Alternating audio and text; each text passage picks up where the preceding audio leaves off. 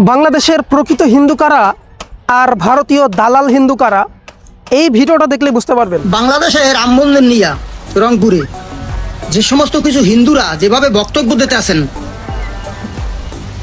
যে বাংলাদেশের এরকম বক্তব্য আছে, বাংলাদেশের প্রত্যেকটা জেলায় মন্দির হবে, আমরা করব, এটা ঠেকাই আমরা দেখব।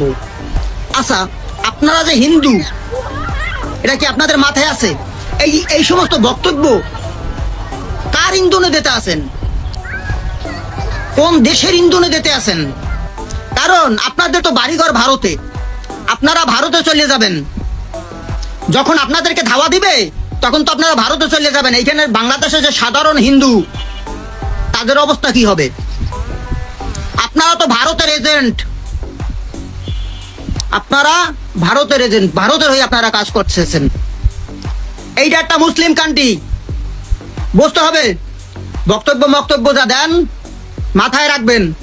বাংলাদেশের মুসলমান ক্ষিপ্ত হয়ে আপনাকে কিন্তু ধাওয়ানি দেবে, আপনাদেরকে ধাওয়ানি দেবেন, পায়ের নিচে মাটি থাকবে না।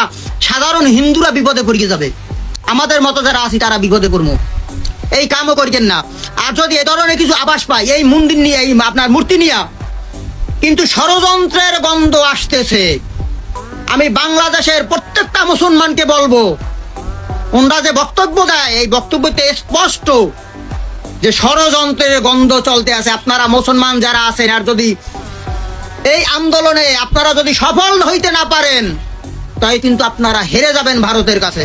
আর ভারতের কাছে হেরে যাওয়া মানে আপনাদের অস্তিত্ব বিনাশ হয়ে যাবে। তাই বাংলাদেশের প্রত্যেকটা মুসলমানকে বলবো, ওরা যেভাবে বক্তব্য দিতে আছে, ওরা যেভাবে কাজ করতেছে, আপনারা সঠিকভাবে রাস্তায় নামেন। ওদের পরিকল্পনা সফল হইতে দেওয়া যাবে না। আমি হিন্দু মানুষ বললাম, আমি আপনাদের পাশে থাকবো, প্রথম সারিতে থাকবো।